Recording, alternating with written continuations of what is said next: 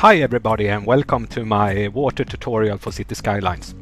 Because of the length of this movie, I choose to divide it up in two parts, and this is part one, the basics. Here I'm gonna talk a little bit about the water physics, the water capacity and the water levels, the tools, the waterfalls, and if you want to see exactly what I'm gonna take up, you can read it in the description and maybe jump to one or the other. So once again, very welcome to part one, the basics. Number 1. Water physics. This might be my most obvious point that I will make in this video, but I wanted to say something about it anyway, mainly because it wasn't until I understood it that I could be able to do all of this. And the water physics are the same as water physics in reality. The water flows downhill because of gravity. If you put it in a lumpy path, it will create waves and turbulence. And if you don't get too much water, it will eventually seep into the ground and it will dissipate. So, with all that said, why doesn't it behave like it does in reality all the time? Well, mainly my theory is that it's the molecules that makes up the water in-game that are bigger than they are in reality. And that makes for a consistency of the water that is more like syrup or maybe like an avalanche or something. And that's why you can see the waves are slowly, it's more like actually an avalanche. If you look at a lot of maps in the workshop, you can see that they got this lumpy water. And it's mostly because of this physics and the high density of the water. They don't push enough water into the riverbeds.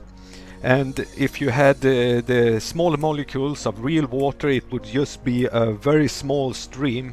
But instead now you will get this avalanche looking lumpy thing. And why this riverbed doesn't dry out is just because I put a lot of water in it to fill it up all the way. Number 2. Water capacity and water levels.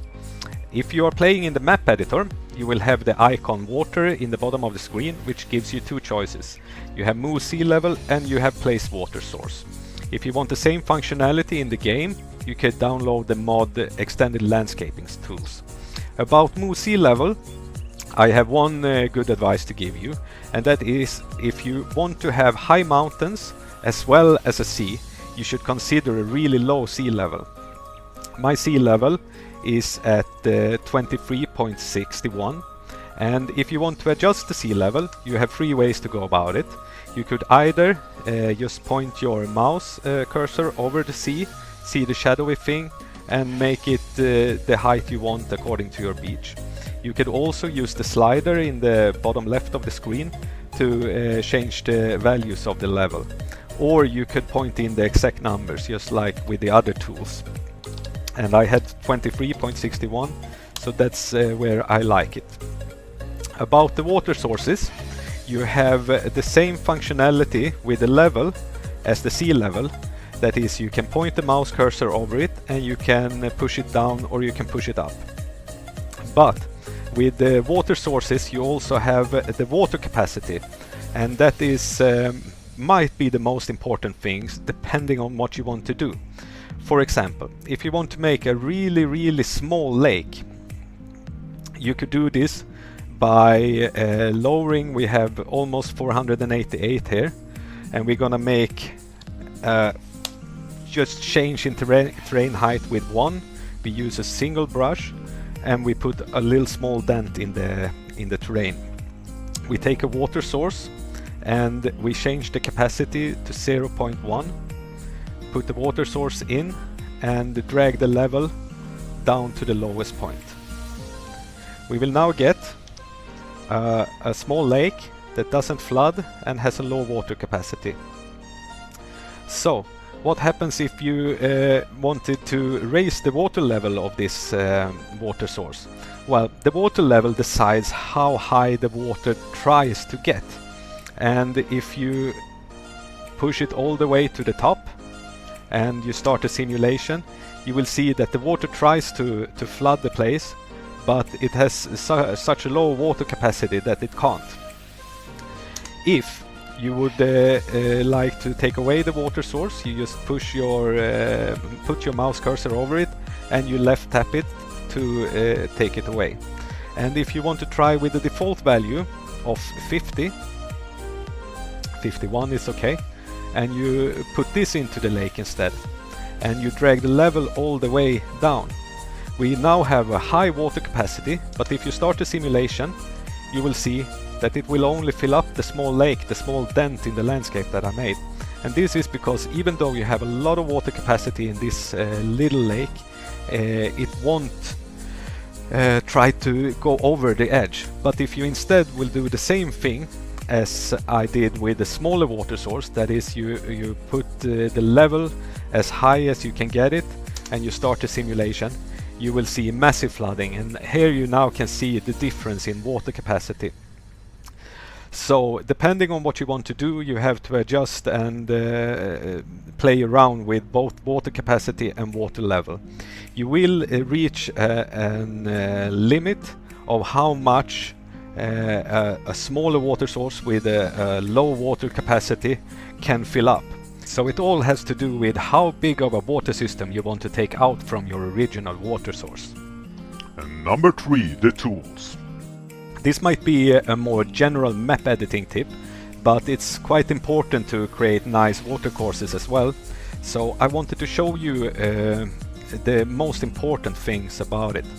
When you use the default value of the brush, it has a brush strength of 1.0, and just with a quick tap on the mouse button, you will get either big holes or big horns.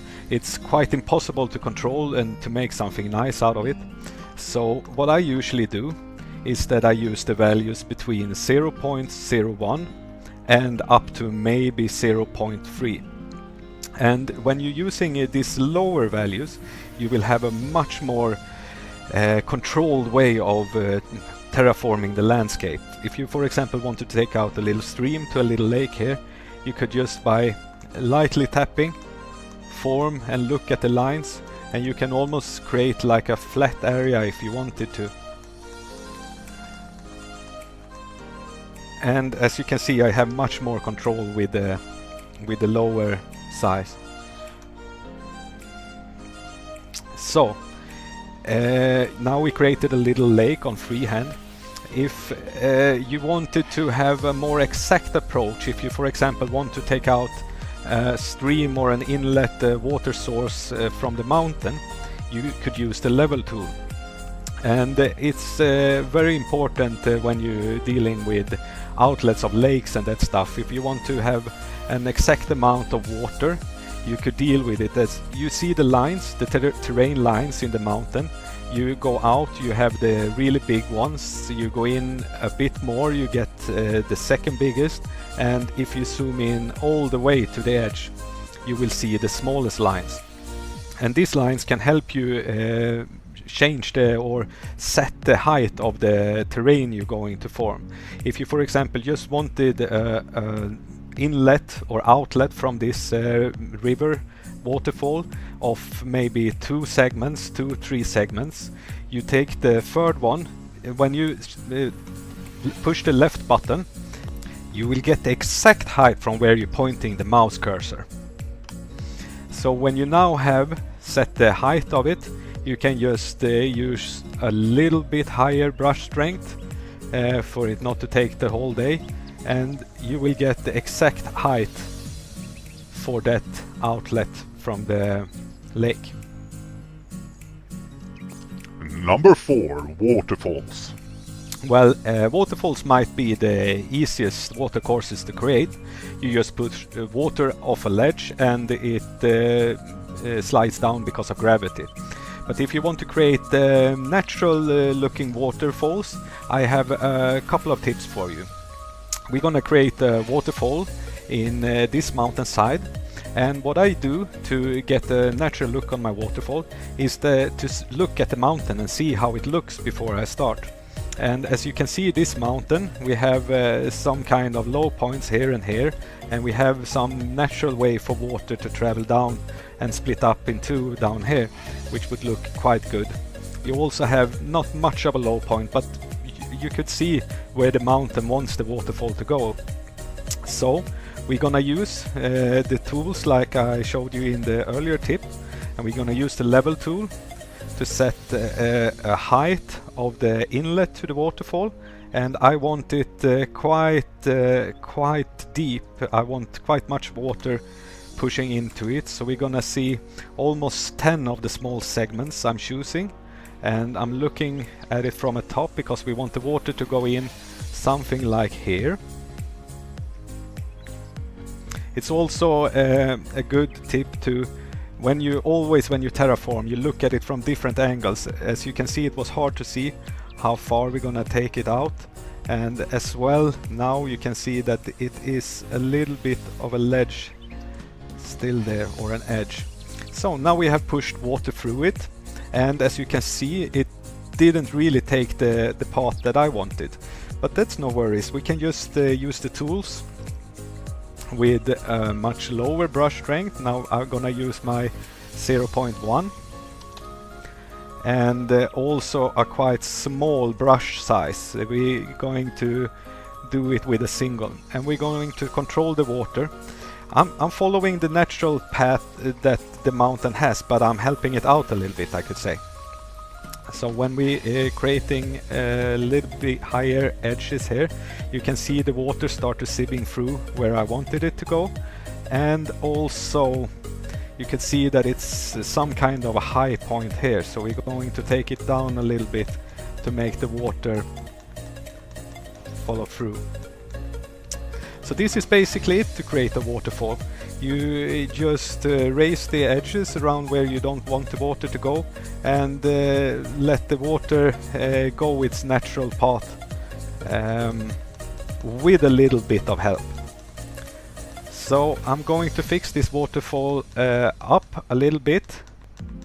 I'm just gonna create a split so you see that it is quite easy. You can see I'm doing this quite fast, and now we have the basic course of the waterfall. Number 5. Use the glitches.